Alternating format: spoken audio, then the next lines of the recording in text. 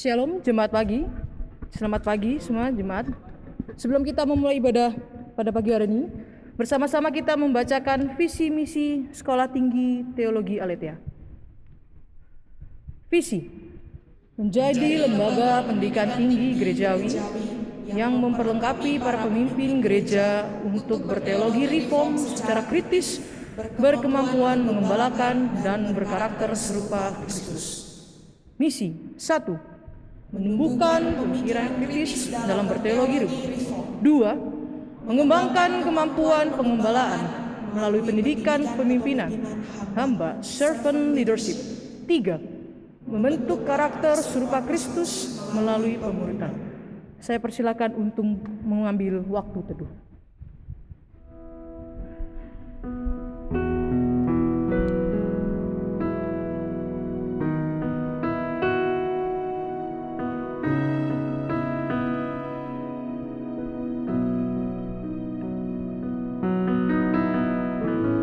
Pertolongan kita adalah dengan nama Tuhan yang menjadikan langit dan bumi, yang memelihara kesetiaannya sampai selama-lamanya dan tidak pernah meninggalkan perbuatan tangannya.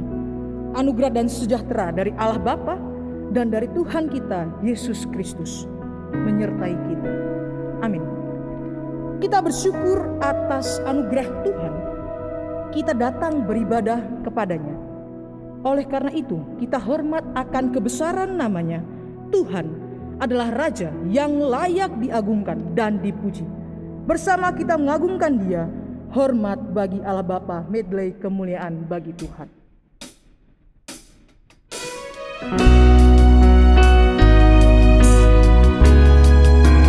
Kita hormat akan namanya, Allah Bapa, Allah Putra yaitu Yesus Kristus, dan Allah Roh Kudus. Hormat bagi Allah Bapa.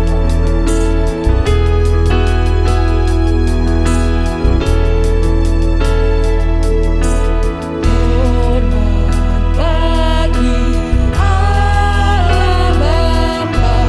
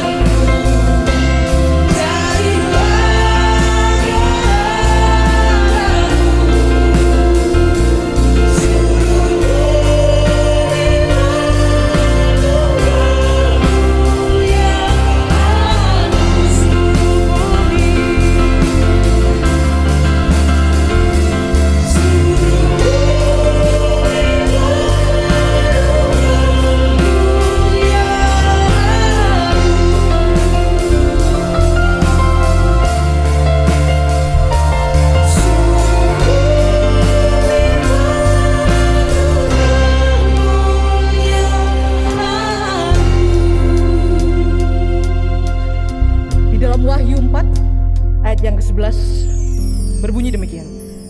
Ya Tuhan dan Allah kami, Engkau layak menerima kemuliaan, hormat, dan kuasa karena Engkau telah menciptakan segala sesuatu, dan karena kehendak-Mu semua itu ada dan diciptakan.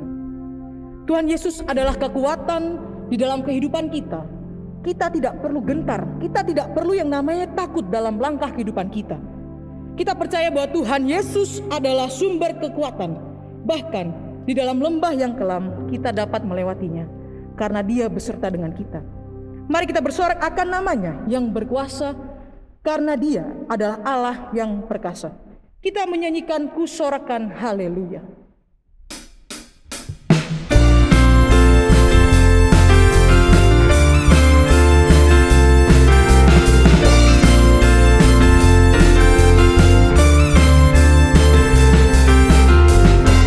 Yesus, Kau kekuatan di hidupku. Takkan gentar langkahku, Takkan gentar langkahku. Kau angkatku di saat kita terjatuh. Kau angkat tanganku di saat ku jatuh. Kaulah sumber kuatku. Lembah yang gelap, Lembah yang gelap kan ku lewati. Sebab Engkau sertaku. Dengan imanku diselamatkan oleh kuasa Yesus Kristus. Ku angkat tanganku, ku sorakan haleluya. Namamu berkuasa, segala bumi nyatakan. Ku angkat tanganku, nyatakan Kau hebat. Allah yang berkuasa, berkuasa selama.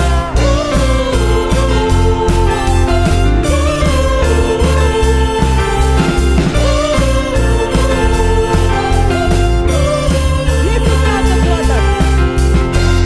Yesus, Kau kekuatan di hidupku. Takkan gentar langkahku.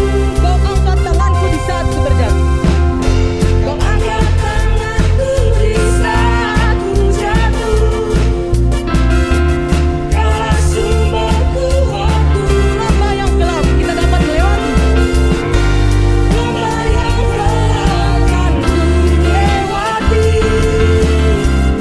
Sebab Engkau sertaku. Dengan iman kita diselamatkan. Dengan imanku diselamatkan oleh kuasa Yesus Kristus. Angkat tanganku, sorakan haleluya. Namamu berkuasa, segala bumi nyatakan. Ku angkat tanganku, nyatakan Kau hebat. Allah yang berkuasa, berkuasa selamanya. Ku angkat tanganku. Angkat tanganku, sorakan haleluya. Namamu berkuasa, segala bumi nyatakan. Angkat tanganku, nyatakan Kau hebat. Allah yang berkuasa, berkuasa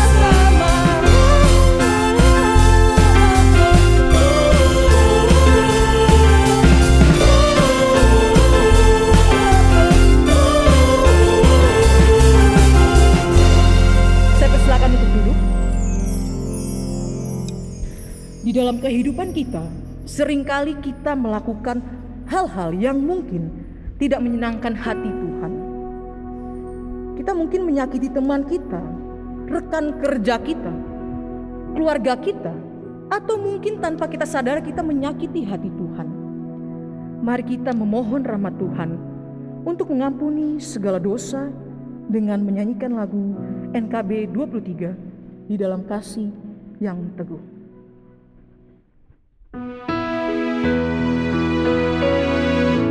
Bait pertama akan dinyanyikan oleh Ghost dan Sila.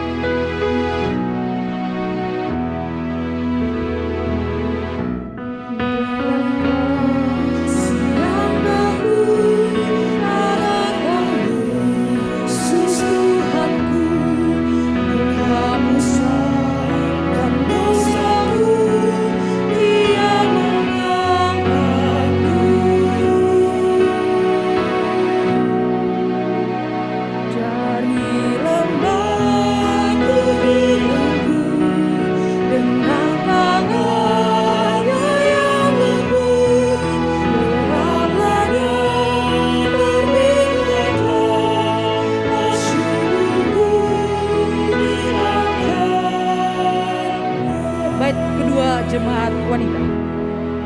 Suaranya tak kudengar memanggil aku yang cemas, meski bersusah ku bosan, Dia mengangkatku. Bersama-sama kita nyanyikan.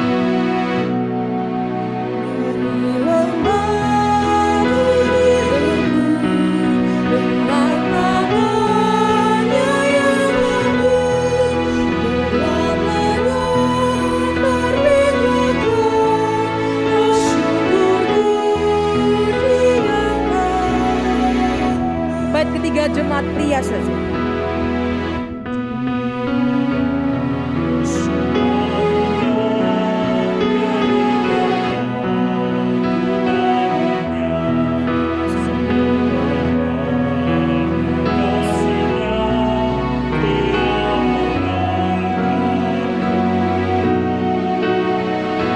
Bersama-sama kita nyanyikan. Carilah aku denganku, dengan tangannya yang lembut,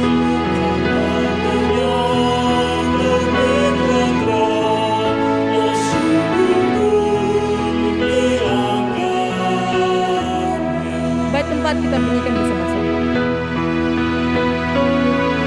Semakin tinggi ketemu, semakin damailah hati.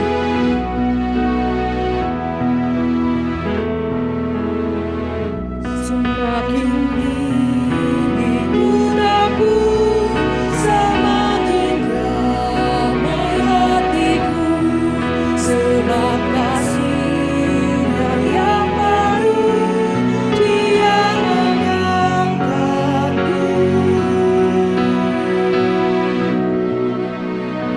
Dari lemah bunyiku, dengan tangannya yang lembut, belalainya berlimpahlah, syukurku dilakukan. Mari kita bersama di dalam doa.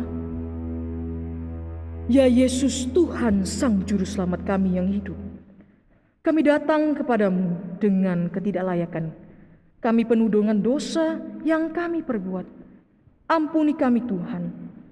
Ampuni kami Tuhan jikalau kami terus-menerus mengecewakan hati-Mu. Bahkan mungkin ada dari kami yang masih terjebak dalam dosa. Ampuni kami Tuhan. Tuntun kami ke dalam jalan-Mu, jalan yang benar. Kami percaya melalui karya keselamatan-Mu, darah-Mu yang tercurah di kayu salib, menghapus segala dosa kami. Kami menyerahkan hidup kami sepenuhnya ke dalam tangan-Mu. Terima kasih Tuhan. Kami berdoa kepada Tuhan Yesus kami, Sang Juru Selamat yang hidup. Yesus Sang Penyelamat dalam kehidupan kami. Amin. Saya mengundang untuk bangkit berdiri. Berita anugerah terambil dari 1 Petrus 1 ayat yang 18 hingga yang 19 berbunyi demikian. Sebab kamu tahu bahwa kamu telah ditebus dari cara hidupmu yang sia-sia, yang kamu warisi dari nenek moyangmu, itu bukan dengan barang yang fana, bukan pula dengan perak atau emas, melainkan dengan darah yang mahal, yaitu darah Kristus, yang sama seperti darah anak domba, yang tak bernoda dan tak bercacat. Petunjuk hidup baru kita akan membacakan secara bersama-sama di dalam Kolose 3 ayat yang ke-16 berbunyi demikian.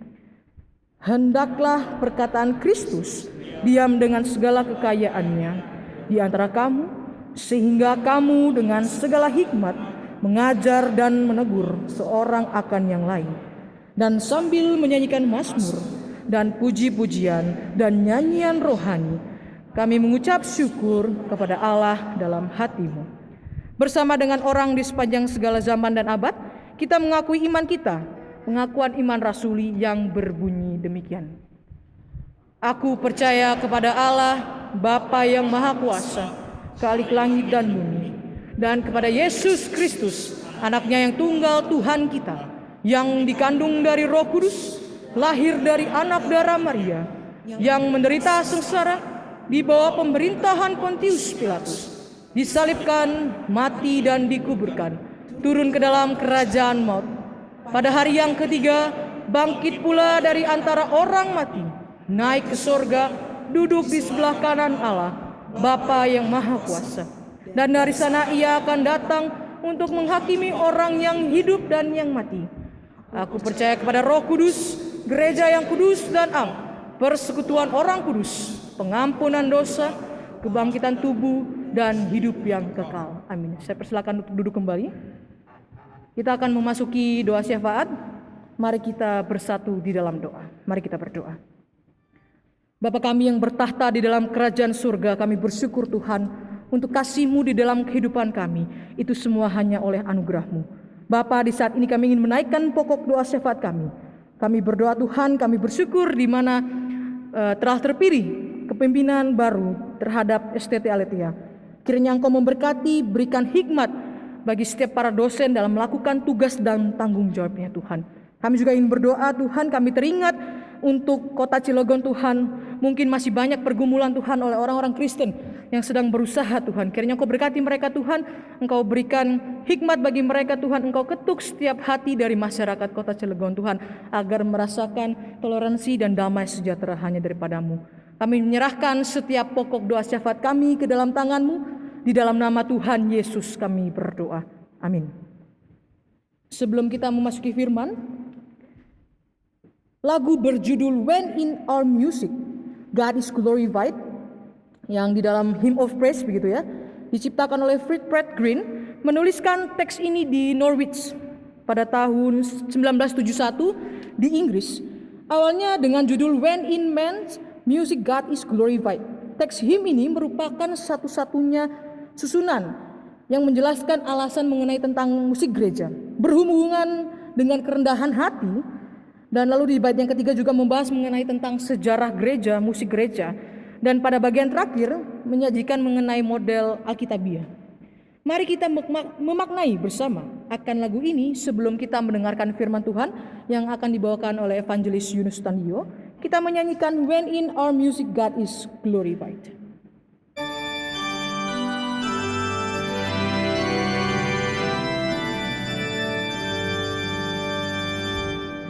When in our music God is glorified, and restoration leaves no room for pride. It is as true to all creation cried,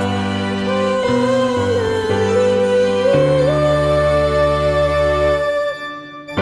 So has the church in liberty and song, in great and truth and Jesus abroad. But we must look unto Thee every time. Hallelujah. Baik yang keempat. And did not Jesus sing a song that night, when all the saints from serpents delight? Then let us sing through the night and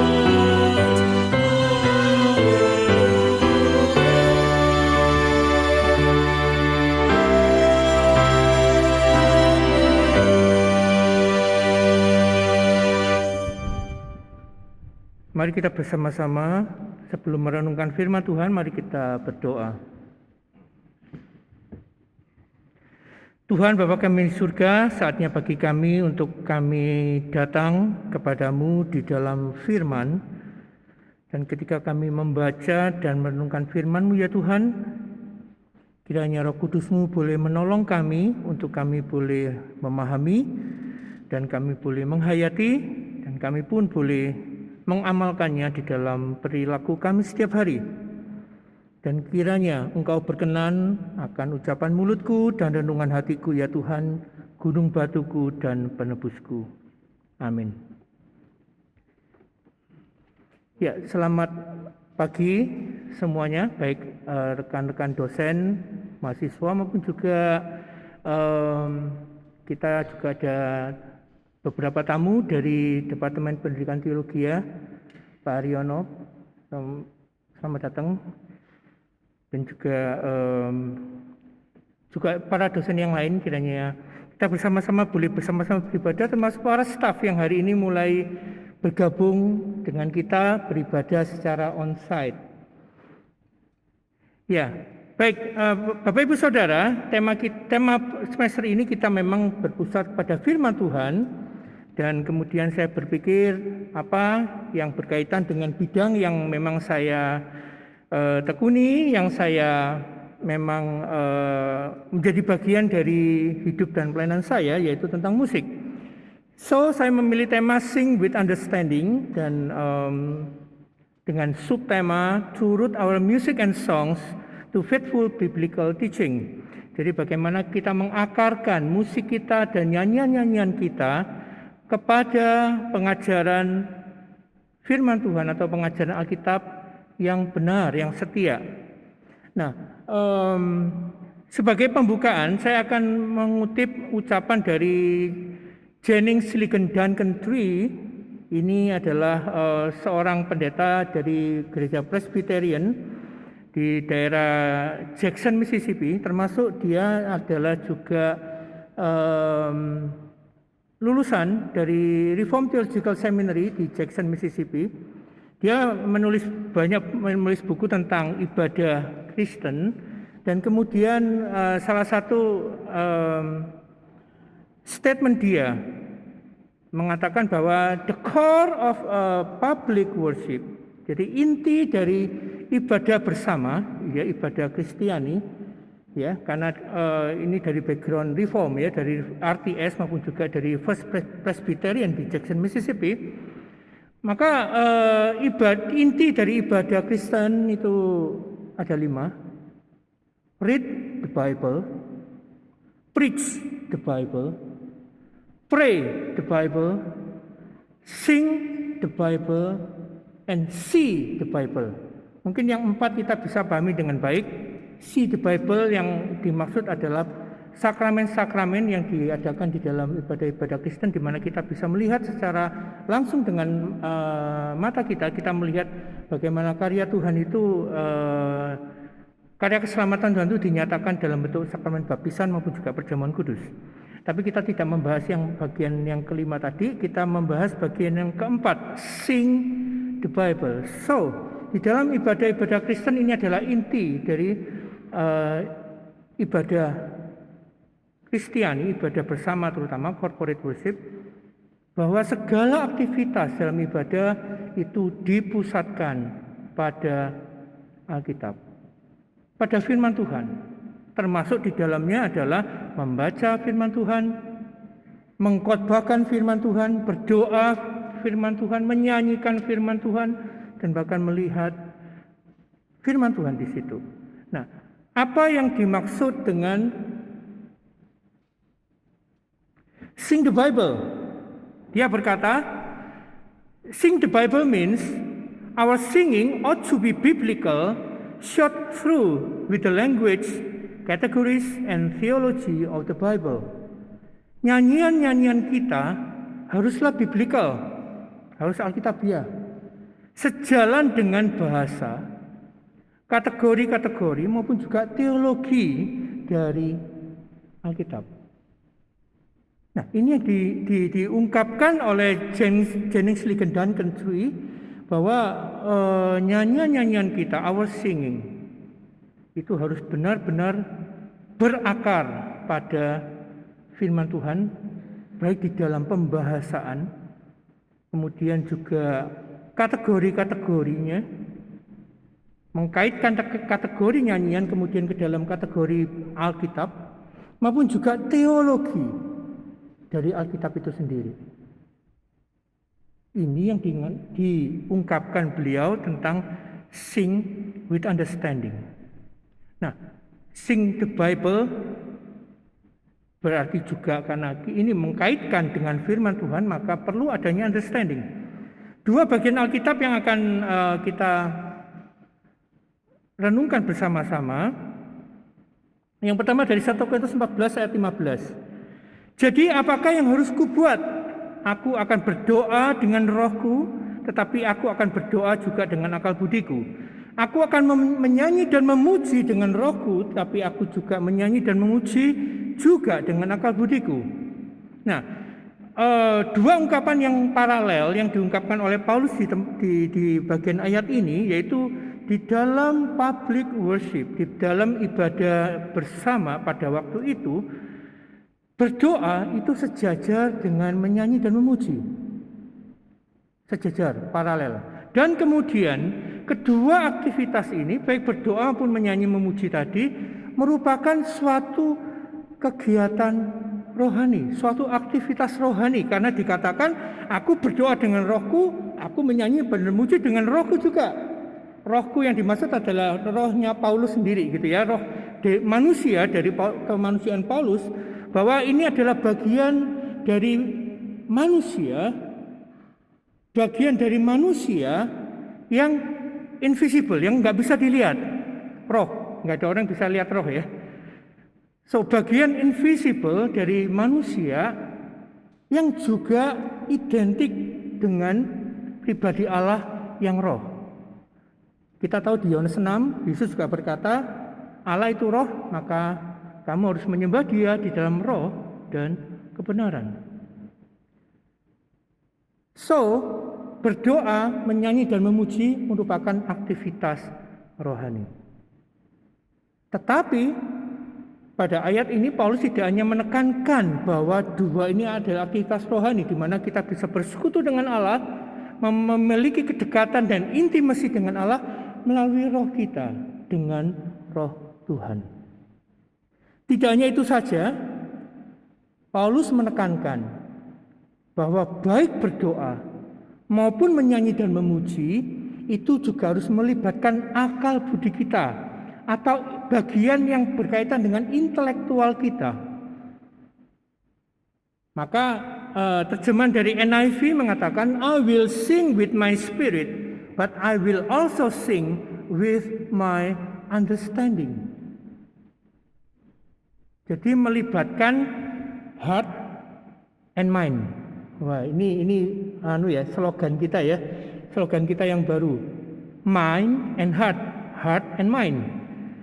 Sehingga di sini terjemahan NIV sangat jelas bahwa ketika kita menyanyi dan memuji harus melibatkan intelektual kita. Harus dengan understanding, dengan pemahaman. Ayat berikutnya dari Kolose 3:16 yang tadi sudah kita baca, hendaklah perkataan Kristus diam dengan segala kekayaannya di antara kamu, sehingga kamu dengan segala hikmat mengajar dan menegur seorang akan yang lain, dan sambil menyanyikan mazmur, puji-pujian dan nyanyian rohani, kamu mengucap syukur pada Allah di dalam hatimu. Perkataan Kristus yang dimaksud oleh Paulus di sini adalah memang perkataan Kristus langsung yang disampaikan kepada orang banyak atau khusus murid-muridnya yang mungkin pada waktu itu sudah dicatat oleh beberapa muridnya dalam bentuk tulisan-tulisan Injil. Walaupun itu belum dijadikan kanon, pada waktu itu belum jadi kanon. Tetapi sudah ada rekaman-rekaman, tulisan-tulisan tentang perkataan-perkataan Kristus yang diucapkan pada waktu Kristus hidup di dunia ini. Dan Paulus menekankan bahwa perkataan-perkataan Kristus itu yang termasuk juga pada waktu itu selain perkataan Kristus langsung bahwa scripture, yaitu yang pada waktu itu masih perjanjian lama, itu juga merupakan bagian dari yang dimaksud Paulus di tempat ini, di ayat ini. Hendaklah perkataan Kristus diam dengan segala kekayaan di antara kamu, sehingga kamu dengan segala hikmat mengajar, menegur seorang yang lain. Nah, di dalam background ini Paulus juga dilatar belakangi oleh ibadah-ibadah corporate atau ibadah-ibadah bersama, di mana di dalam ibadah bersama pada waktu itu juga ada aktivitas mengajar dan menegur dengan firman Tuhan. Jadi dalam pertemuan-pertemuan ibadah pada waktu itu mengajar dan menegur itu merupakan bagian dari ibadah itu. Dan Paulus menasehatkan, menganjurkan supaya aktivitas mengajar dan menegur ini melibatkan nyanyian-nyanyian. Baik itu mazmur yang merupakan bagian dari kanon. Mazmur sudah ada ya, kanonnya sudah ada pada waktu itu mazmur.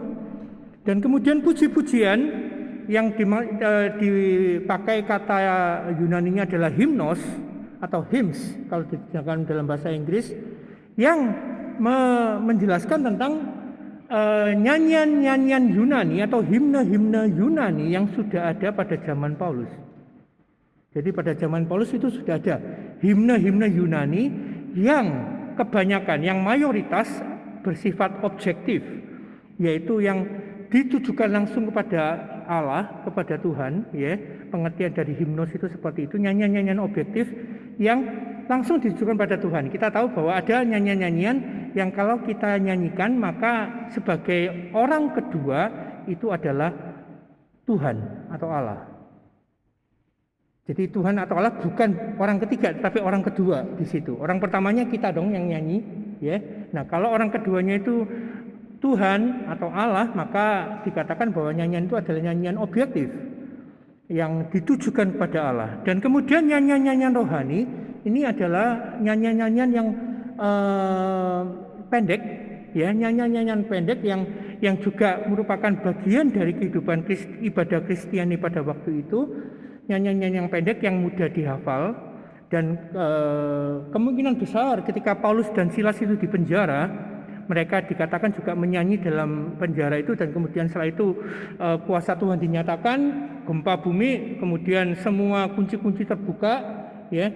Nah, kemungkinan besar Paulus dan Silas pada waktu itu menyanyikan nyanyian yang pendek yang mudah mereka hafal.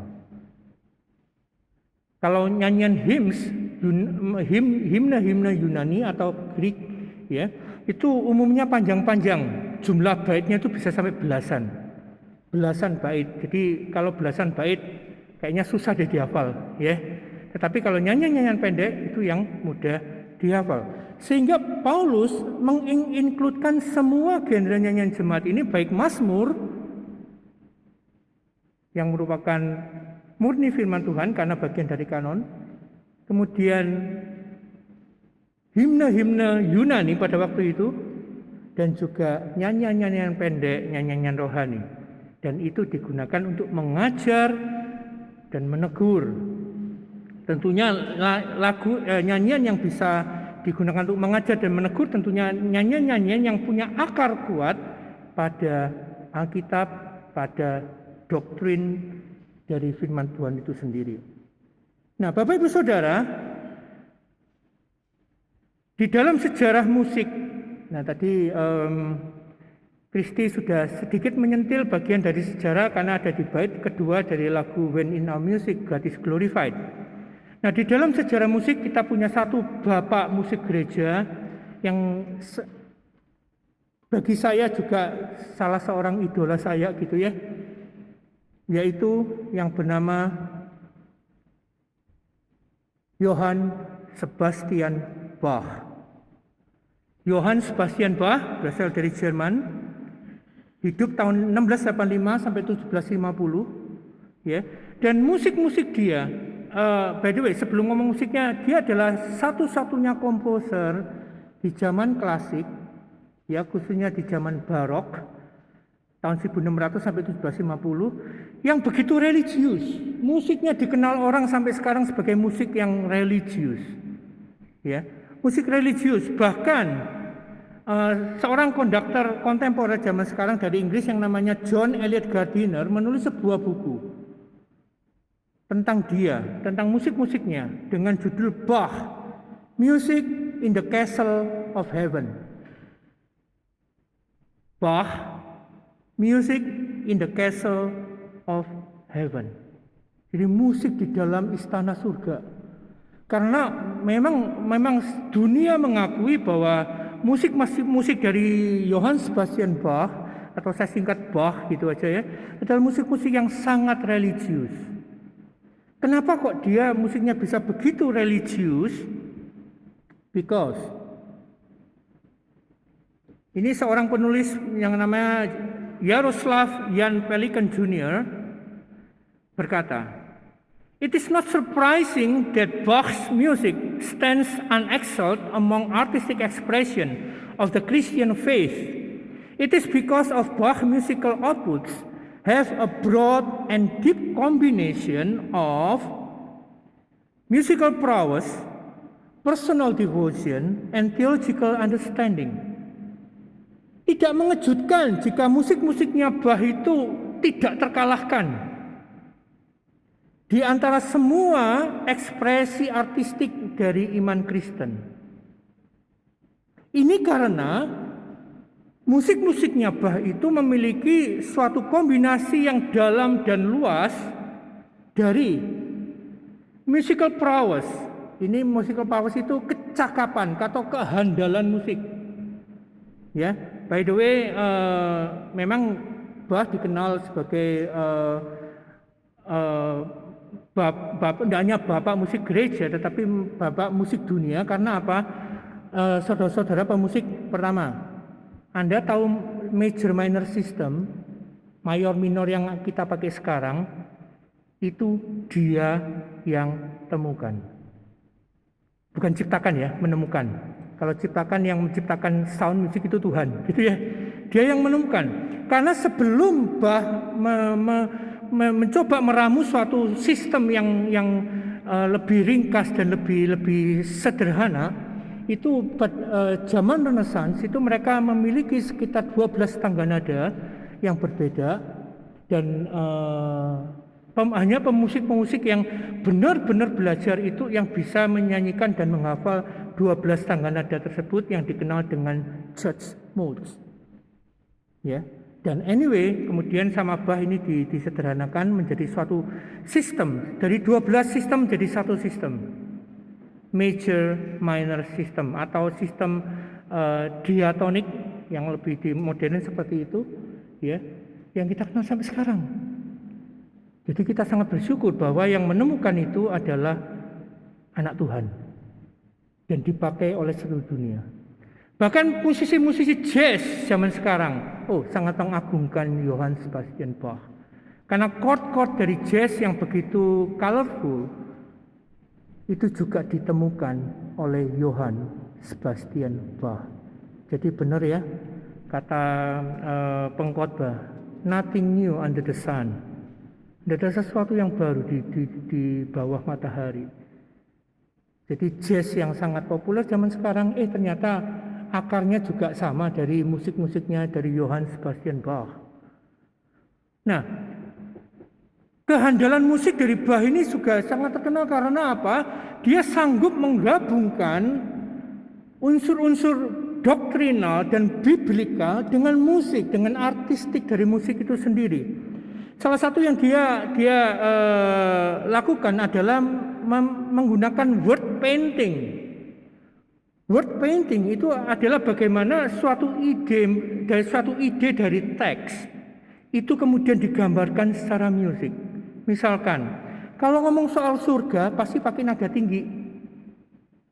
Kalau soal neraka atau bumi pasti pakai nada rendah, gitu ya. Kemudian ritme seperti itu untuk menggambarkan joyful, sukacita. Kalau menggambarkan sengsara, pakai harmoni atau chord-chord tertentu untuk menggambarkan suatu suasana sedih dan sebagainya. Nah, word painting ini kemudian dia susun, dia masukkan ke dalam satu buku manual yang disebut sebagai treatises. Jadi dia mengumpulkan beberapa buku, dan treatises ini dikenal sebagai Manual of Composers atau Composers Manual. Nah, akhirnya buku treatises ini dipakai oleh komposer-komposer yang lain sebagai manual untuk mengkompos musik-musik yang baru. Dan salah satu dari treatises itu berjudul Doctrine of Affection. Ya, Doctrine of Affection. So, Johann Sebastian Bach sangat mengagumkan dan betul-betul menunjukkan bahwa anak Tuhan punya kualitas. Dan tidak hanya itu aja, pernah satu kali dalam hidupnya Ada seorang organis dari Prancis yang memang hebat juga sih, hebat juga. Dia dikenal sebagai prodigy. Prodigy itu bahkan umur 14 pun sudah main organ di depan Raja Prancis pada waktu itu. Ya, beliau bernama Louis Marchon. Tetapi yang jelek dari Louis Marchon ini adalah dia sombong. Kemudian dia juga mempunyai behavior yang sangat buruk. Pernah menghamili seorang prostitut. Nah, suatu kali Louis Marchon ini datang ke Jerman, ke Weimar, tempat dari Johann Sebastian Bach. Dan dia sebelumnya belum kenal Bach, belum kenal. Dan kemudian setelah dia sampai di Weimar di Jerman, kemudian ada seseorang, ini loh, ada organis yang hebat juga di Weimar. Dia langsung tertantang dan mengajukan tantangan. Ayo, kita beradu main organ. Organ ini type organ yang ini adalah alat musik sejak zaman barok, sejak bahkan mungkin abad 15 sudah ada alat musik seperti begini. Nah, lalu namanya orang sudah hatinya degil ya. Sebelum hari duelnya itu tadi, ya kan? Nah, duel kalau zaman dulu yang duel musik begini, yang jadi juri itu para bangsawan. Jadi enggak kayak sekarang idol ada 4 orang gitu ya. Tapi satu keluarga bangsawan kemudian beradu. Nah, ya namanya hatinya udah degil. 1 hari sebelum waktu duelnya tadi, dia ngintip, diam-diam dia ngintip masuk ketika Bach sedang latihan. Bachnya sedang latihan. Nah, tahu, setelah dia mendengar bagaimana Bach itu main, dia cepat-cepat langsung pulang ke Paris. Tanpa minta izin, tanpa pamit gitu ya, langsung pulang. Karena apa? Dia tahu bahwa ternyata Bach jauh lebih hebat dari dia. Nah, ini satu peristiwa yang menunjukkan bahwa Bach mempunyai kehandalan musik yang sangat hebat. Tetapi tidak hanya itu aja. Yang kedua, personal devotion. Dia memiliki hidup rohani yang sangat baik. Sejak kecil dia dididik dalam keluarga Lutheran, ya, karena ini di Jerman abad ke-17-18 tentunya sudah Jerman itu sudah reform ya, karena Martin Luther itu abad 16 ya, abad 16 dan kemudian akhirnya Lutheran itu bisa menguasai Jerman sehingga termasuk keluarga dari Johann Sebastian Bach ini juga keluarga yang memiliki tradisi spiritual Lutheran yang sangat kuat ya. Sehingga tidak heran hidupnya akhirnya dia menjadi seorang musik director dari gereja Saint Thomas di Leipzig. Dia seorang hamba Tuhan musik, seorang pendeta musik di sebuah gereja di Leipzig. Nah, itu soal spiritualnya. Soal teologinya gimana? Juga mengagumkan. Sejarah menyatakan bahwa dia pernah belajar di Latinschule di Eisenach, di mana Martin Luther 200 tahun sebelumnya juga belajar di situ. Latinschule, sekolah bahasa Latin. Ya, ini tidak hanya sekedar sekolah bahasa Latin begitu aja, tetapi di sini juga tentunya spiritual. Bayangkan itu 200 tahun sebelumnya itu Luther sudah sekolah di situ dan kemudian of course influence dia terhadap ajaran-ajaran Lutheran, ajaran-ajaran reform Jerman itu juga berkembang sangat kuat di Eisenach, di Latinschule di situ. Nah, dari 3 kombinasi ini, kehandalan musik, personal devotion, dan juga theological understanding, akhirnya ini yang ada di dalam satu figur pribadi Johann Sebastian Bach, Dan ini membuat musik-musiknya begitu religius. Musik-musiknya begitu berakar kuat kepada firman Tuhan. Kita akan lihat beberapa output dia. Genre musik yang musik sakral dari Johann Sebastian Bach ada beberapa. Yang pertama adalah kantata. Genre kantata ini adalah sebuah musik ya, melibatkan paduan suara, orkestra dan juga jemaat, dan kemudian kantata, sebuah kantata itu selalu dipakai untuk satu liturgi ibadah. Selalu dipakai di dalam satu liturgi ibadah. Dan Bach sudah menulis sebanyak 228 kantata. Ya, beberapa contoh. Ada Christlag in Todesbanden, ya, BWV nomor 4, ini untuk Paskah. Kemudian Lobet Gott in seinen Reichen, ini untuk Ascension Oratory, untuk ini ya, Yesus naik ke surga. Kemudian Advent 1 ada. Kemudian BWV nomor 80 untuk hari reformasi, Ein fester Bug ist unser Gott. SCT Aletheia bergabung dengan paduan suara GKT Hosana dan GKT 3 Malang pernah menampilkan kantata ini, dan kantata ini kemudian diramu, diformat menjadi satu bentuk ibadah. BWV nomor 80, Ein fester Bug ist unser Gott. Kalau Anda memang enggak familiar dengan judul Jermannya, judul Indonesianya adalah Allah Jadi Benteng Kuku. Allah jadi benteng kuku. So this is Ein fester Bug ist unser Gott. Dan semua kantata yang disusun ya dalam bentuk ibadah, of course kalau dibentuk dalam satu ibadah kurang lebih performance-nya mungkin sekitar 1 jam. Tetapi yang saya maksudkan di sini bahwa ketika kita memahami satu liturgi, itu nggak bisa kita nggak memahami teologi dari ibadah. So, sebelum Bach menulis musik-musiknya, dia bergumul dengan teks sakral itu. Dan kemudian dengan menggunakan estetik musik yang dia punyai kehandalannya, dia komposlah, dia tulislah musik kantata ini. Dan itu sangat erat dengan liturgi. Ya. Genre berikutnya yang lebih kecil namanya motet. Motet itu disebut sebagai biblical songs atau lagu yang teksnya langsung diambil dari Alkitab. Itu namanya biblical songs ya.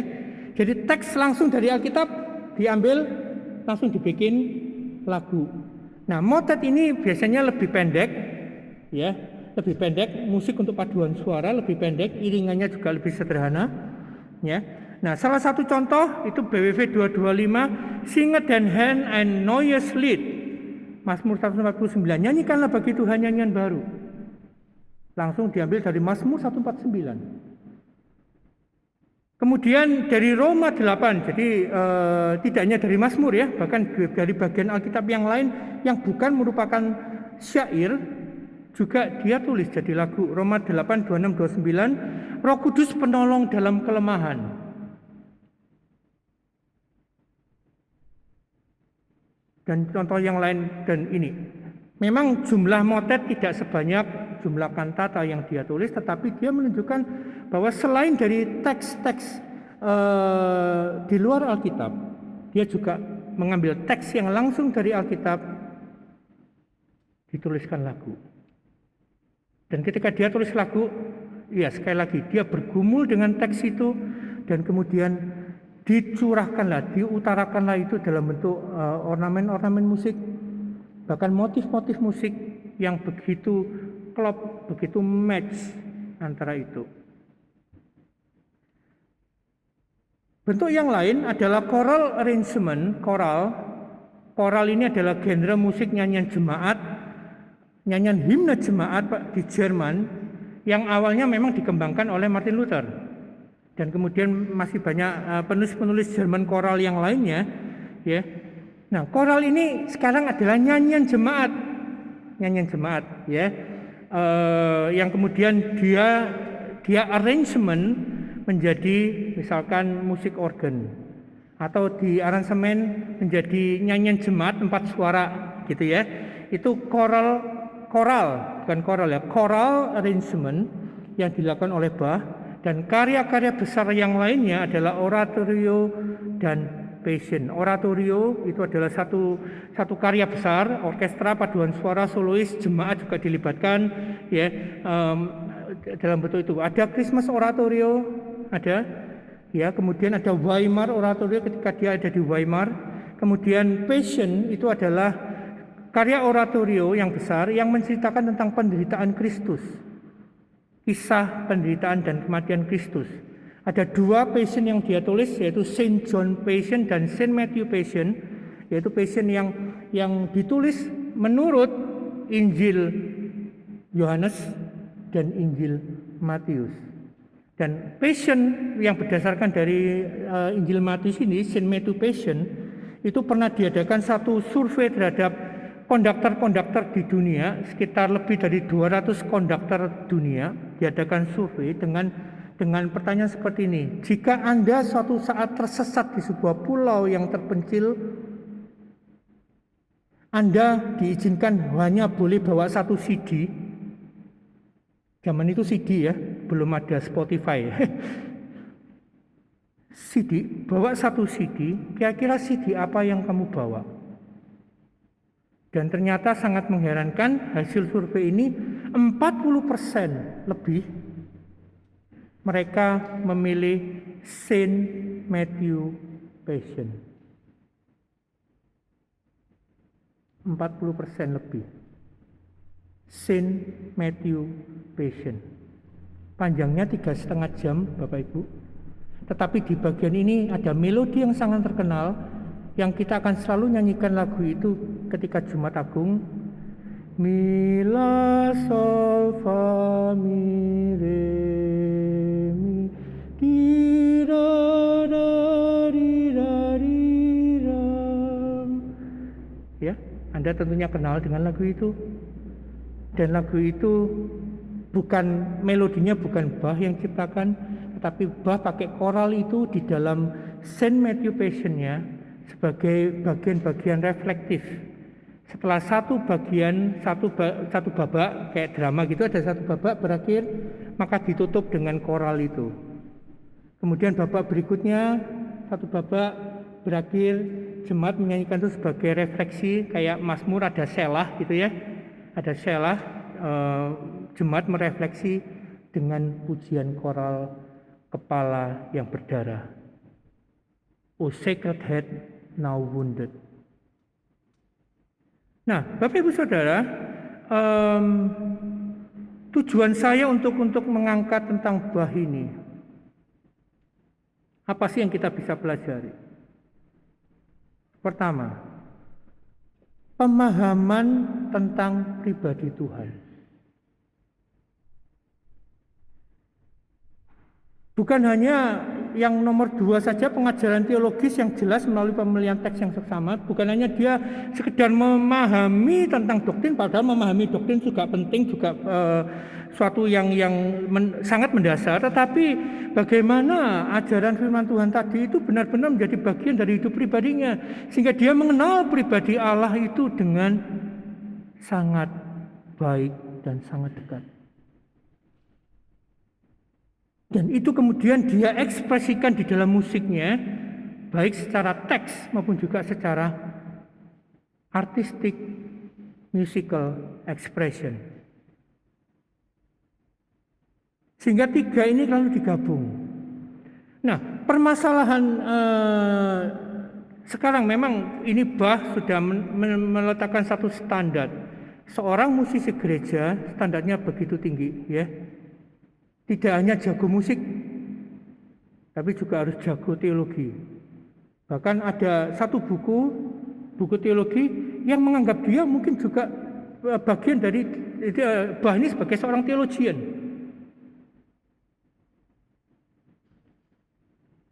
Teologi, kemudian kepribadian devotionnya yang baik, dan kemudian musikalnya yang handal.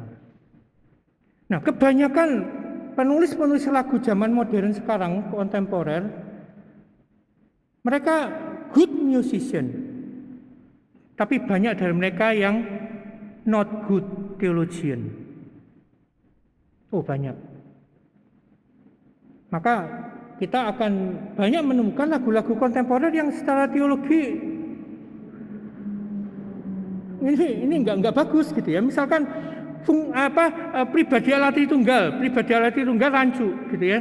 Sebentar ngomong Allah Bapa, lalu Allah Bapa dipanggil sebagai raja. Gitu ya. Nah, ini rancu, fungsi tentang Allah Tritunggal, pribadi Allah Tritunggal rancu. Kemudian belum lagi yang teks Alkitabnya nyomotnya salah. Tuhanmu tak akan memberi ular beracun pada yang minta roti. Bukan enggak kan ya? Memberi ular beracun pada yang minta ikan, memberi batu pada yang minta roti. Ya, ini salah satu contoh. Ini tapi kita nyanyi aja sih ya, tanpa memahami. Wah, ini Alkitabnya enggak kayak gitu. Nah, banyak sekali musik-musik kontemporer yang memang secara musik bagus, tetapi secara teologi, secara biblical enggak bagus. Maka itu challenge bagi kita semua. Pertama,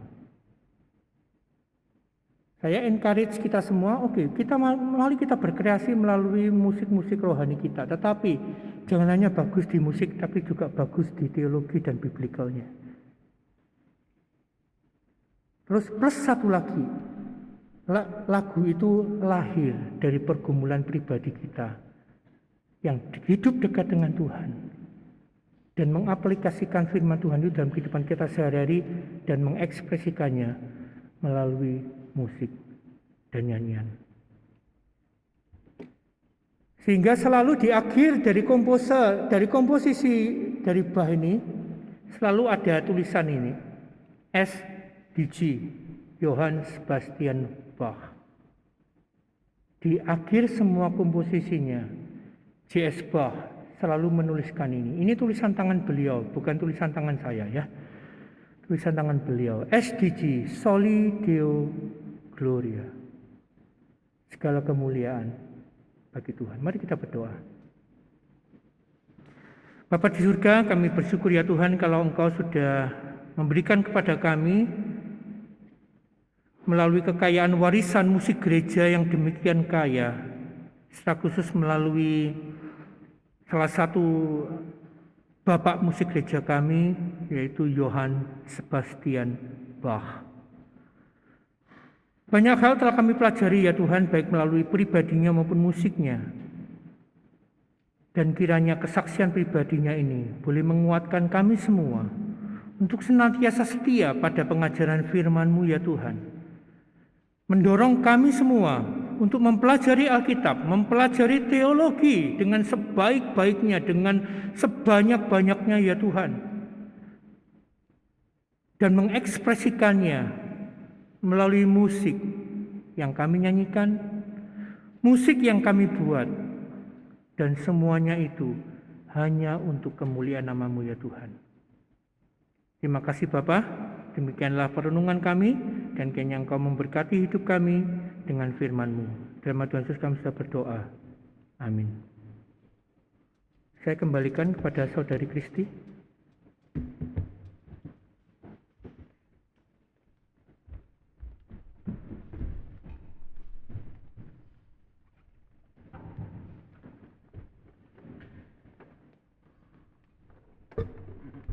Kita sudah mendengarkan firman Tuhan. Mari kita meresponi dengan persembahan kita. Kita sudah memberikan persembahan di awal atau mungkin sesudah ibadah. Kita memenuhi panggilan untuk menjadi saksinya melalui pujian. Kita menyanyi, menari hanya untuk Allah dengan kepenuhan hati kita untuk melayani Dia. Bersama kita menyanyikan segala kemuliaan.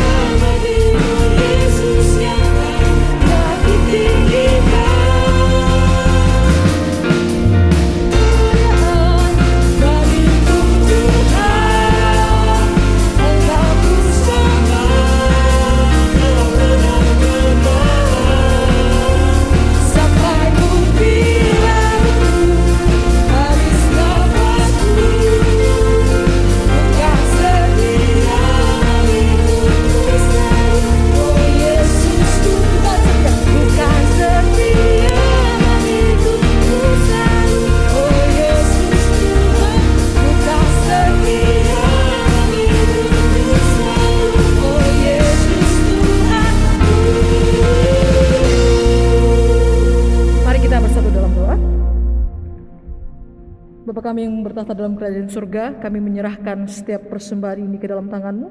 Kiranya Engkau berkati Tuhan, kiranya melalui persembahan ini melebar kerajaan-Mu Tuhan. Kami menyerahkan semua dalam tangan-Mu, Engkau berkati para pengelola persembahan ini. Di dalam nama Tuhan Yesus kami berdoa dan bersyukur. Haleluya. Amin. Selamat pagi saudara yang kasih oleh Tuhan. Hari ini kita akan mempercayakan hidup kedua rekan kita, yaitu Bapak Linus Baito dan Bapak Bruri Eko Saputra, ke dalam tangan Tuhan yang berdaulat dan mengutus mereka pada satu tugas khusus di dalam pelayanan mereka kepada Tuhan kita Yesus Kristus sebagai dosen tetap SCT Aletheia, yaitu tugas studi lanjut belajar doktoral di luar negeri. Kita bersyukur kepada Tuhan karena mereka bisa melanjutkan studi dengan dukungan dari banyak pihak, ya. Pak Linus itu secara khusus dari Departemen Agama, kerjasama dengan sekolah di Belanda. Kemudian Pak Bruri itu mendapatkan PhD Fellow, sehingga nanti dia bisa bekerja sambil belajar di sana. Nah, Bapak Pendeta Linus Baito itu akan studi lanjut ke Protestantse Theologische Universiteit atau Protestant Theological University di Groningen, Belanda.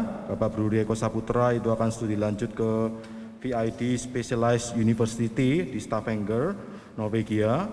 VID itu saya cari-cari singkatannya itu dari bahasa Norwegia ini, Vetenskaplik International og Diakonal atau Scientific International and Diakonal Specialized University di Norwegia. Ya, Pak Linus kalau tidak salah itu akan berangkat besok ya, Pak Linus ya? Besok atau selalu lupa ingat ya, Pak Bruri juga dalam beberapa hari ini akan berangkat ya. Dan kita perlu terus doakan mereka karena Pak Linus itu saya dengar juga tempatnya masih nyari ya Pak di sana Pak ya? Atau sudah dapat Pak? Belum ya masih ya? Jadi Pak Linus ini berangkat dengan beberapa rekannya ya, sama-sama ya, satu rombongan begitu ya, mereka akan studi. Kita doakan supaya mereka nanti juga bisa dapat tempat. Pak Brudi juga sekeluarga itu akan berangkat ke Norwegia supaya juga bisa dapat tempat yang baik di sana nantinya, satu keluarga. Nah, saya mengundang Pak Linus sama Pak Brudi, boleh maju ke depan Pak.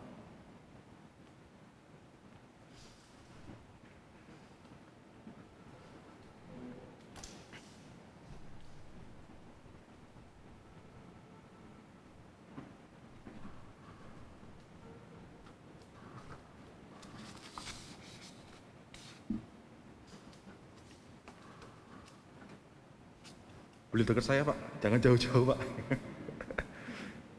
Dekat lagi Pak, dekat lagi. Saya perlu dekat lagi, tidak apa-apa. Kita tidak perlu jaga jarak untuk kali ini Pak. Kurang dekat, tangan saya tidak sampai soalnya. Tangan saya tidak sampai. Kalian tidak perlu berlutut. Nah, gitu. Nah, begini ya. Oke, jadi nanti Pak Linus dan Pak Bruri itu akan meninggalkan kita, dan sebagai simbol bahwa mereka akan pergi itu bukan kita tinggalkan sendirian, kita akan support mereka ya. Kita akan support mereka, kita akan dukung mereka. Karena itu silakan Pak Linus dan Pak Bruri bisa menghadap ke sana Pak. Karena kan biasanya kan nanti keluarnya kan dari sana Pak ya. Bukan dari samping gitu. Bisa tolong mepet sedikit Pak Bruri sama Pak Linus. Nah, gitu. Ya, terima kasih. Kita akan berikan dukungan supaya mereka bisa berangkat dengan satu keyakinan bahwa mereka tidak berjalan sendiri, ada Tuhan bersama dengan mereka, dan kita juga berada di belakang mereka untuk mensupport mereka sehingga mereka bisa menyelesaikan studi mereka dengan baik. Pak Linus Baito dan Pak Bruri Eko Saputra bersama seluruh sivitas akademika SCT Aletheia Lawang, saya Amos Winarto sebagai Ketua SCT Aletheia mengutus kalian berdua dalam pekerjaan pelayanan studi lanjut ke luar negeri ini, dan kami berjanji untuk terus mendoakan dan mendampingi kalian sampai studi kalian selesai dan kembali ke SCT Aletheia. Kiranya Tuhan Roh Kudus menuntun dan menguatkan kalian dalam menjalani studi lanjut ini, dan dalam segala hal kehendak Tuhan kalian taati dalam pelayanan kalian kepada Tuhan kita Yesus Kristus. Mari kita berdoa. Kami mohon ya Roh Kudus, penuhi kedua hamba-Mu ini dengan kasih karunia dan kebenaran, dengan hikmat dan kekuatan, dengan segala karunia rohani yang dibutuhkan untuk menyelesaikan tugas pelayanan ini. Penuhi kami juga dengan kasih-Mu bagi Pak Linus dan Pak Bruri Eko Saputra, supaya kami mampu mendukung mereka dalam tugas pelayanan ini melalui doa, pendampingan, penguatan, dan segala hal yang dibutuhkan sehingga kehendak-Mu nyata dalam hidup mereka dan melalui pelayanan kami kepada mereka. Ya Bapa yang Maha Kuasa, nyatakanlah kemurahan-Mu atas Pak Linus dan Pak Bruri Eko Saputra yang pada hari ini menegaskan kembali komitmen mereka untuk mengikut Kristus dan melayani di dalam namanya melalui studi lanjut mereka masing-masing ke luar negeri. Berikanlah mereka keberanian, kesabaran, dan ketekunan. Peliharalah keluarga mereka, baik yang ditinggalkan oleh Pak Linus untuk sementara waktu di Lawang, Ibu Mariam, adik Ces, adik Medlin, dan yang bersama mendampingi Pak Bruri, Ibu Syufang, dan adik Alden. Kuatkanlah mereka dalam panggilan mereka untuk senantiasa menjadi saksi Tuhan yang hidup studi lanjut mereka. Tolonglah Pak Linus, Baito, dan Pak Bruri Eko Saputra, sehingga mereka bisa menyelesaikan studi tepat waktu dan kembali bersama kami mengembangkan kerajaan-Mu melalui Siti Aletia Lawang. Di dalam nama Tuhan kami Yesus Kristus, kami memohon ini semua. Amin. Sekarang Pak sama Pak Linus membaca. Terima kasih. Jadi akan ada 2 cenderamata dari kami. Yang pertama itu surat tugas kalian bagi studi, kami berikan surat tugas nanti bisa gunakan sesuai dengan fungsinya. Dan harapan kami adalah kalian bisa menyelesaikan tugas studi lanjut ini dengan baik, tepat waktu, dan kembali sama-sama dengan kami melayani Tuhan di segala jalan. Dan yang kedua, cenderamata yang kedua, sesuai dengan tema kita semester ini, Sola Scriptura, jadi kami ingin memberikan masing-masing kalian 10 Alkitab sebagai sebuah simbol bahwa semua yang kita lakukan termasuk studi kita, mari kita lakukan itu dengan tidak meninggalkan dasar kebenaran iman. Sehingga nantinya kalian boleh semakin belajar, diperlengkapi untuk nantinya kembali ke Aletia, mengajar dan memperlengkapi aktivitas akademika kita ini untuk memberitakan firman Tuhan dengan lebih baik lagi. Nah, kedua cenderamata ini akan diserahkan. Saya minta Bapak Ketua Hari Oliman, Ketua Pengurus Departemen Pendidikan Teologi yang sudah berkenan hadir memberikan waktunya untuk kita semua. Nanti kalau Pak Kluman juga mau ada pesan dan kesan Pak, silakan Pak. Pak. Jangan sungkan-sungkan Pak. Ini untuk Pak Linus Pak. Pak Linus.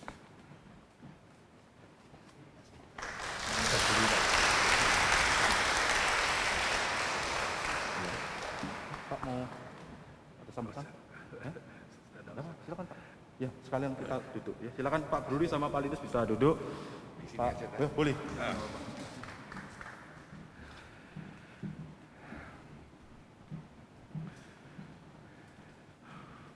Puji syukur kepada Tuhan karena kita boleh melihat bagaimana STT Aletia diberkati Tuhan dan terus boleh berkembang. Hari ini kita menyaksikan 2 dosen kita, Pendeta Linus Baito dan Bapak Bruri Eko Saputra, yang Tuhan bukakan jalan untuk dapat studi lanjut. Pak Linus ke Belanda dan Pak Bruri ke Norwegia. Kita doakan Pak Linus yang harus berpisah dari keluarga agar dapat menyesuaikan diri di Belanda nanti. Bapak bisa studi dengan tenang karena di kampus banyak yang akan memperhatikan dan menolong keluarga Bapak. Demikian juga untuk Pak Bruri yang akan berangkat bersama keluarga agar baik Pak Bruri dan Ibu dan anaknya dapat menyesuaikan diri dengan kehidupan yang baru di Norwegia, dan yakinlah bahwa Tuhan akan memelihara. Kami rindu bahwa selesai studi nanti Bapak berdua dapat kembali bersama-sama dengan kita memperkuat dan mengembangkan STT Aletia. Dan untuk dosen-dosen yang di kampus tetap berjuang dan melayani dengan semangat. Memang dengan adanya 4 dosen yang studi lanjut, termasuk Pak Gumulia dan Ibu Febi, tentu tugas Bapak Ibu semakin berat. tapi percayalah, Tuhan akan memberi kekuatan bapak-bapak sekalian. Kepada mahasiswa-mahasiswi, kami belajarlah dengan semangat untuk mempersiapkan diri melayani Tuhan, dan bekerjasamalah dengan semua dosen yang ada agar proses belajar dan mengajar dapat berlangsung dengan baik. Akhir kata, Soli Deo Gloria.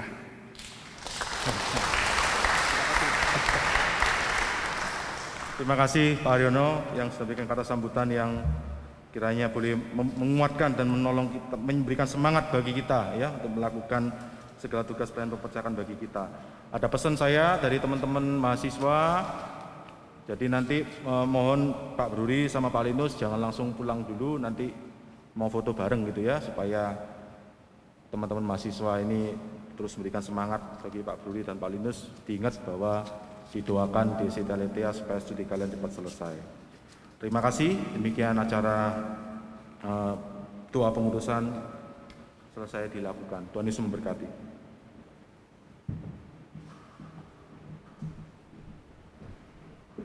Saya undang untuk bangkit berdiri. Segala kemuliaan hanya bagi Allah. Doksologi, doa berkat akan disampaikan oleh Pendeta Amos Winarto. Doksologi.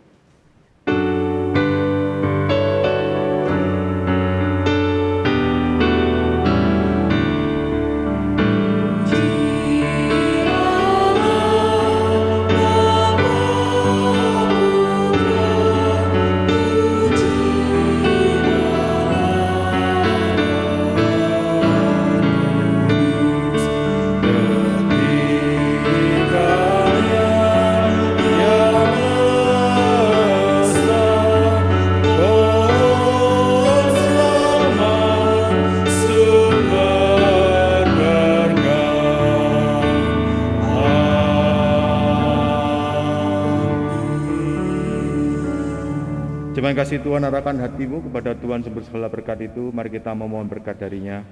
Kasih yang ajaib dari Bapa, anugerah yang sempurna dari Tuhan kita Yesus Kristus, damai sejahtera melampaui segala akal dari Tuhan Roh Kudus, kiranya menyertai setiap kita semua.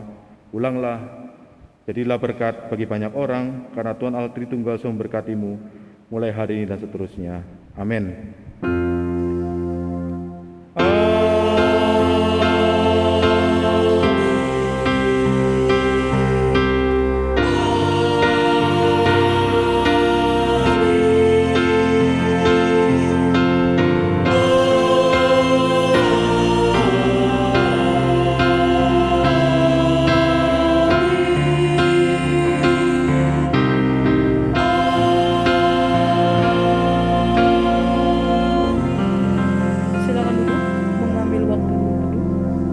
Telah selesai, Tuhan Yesus memberkati.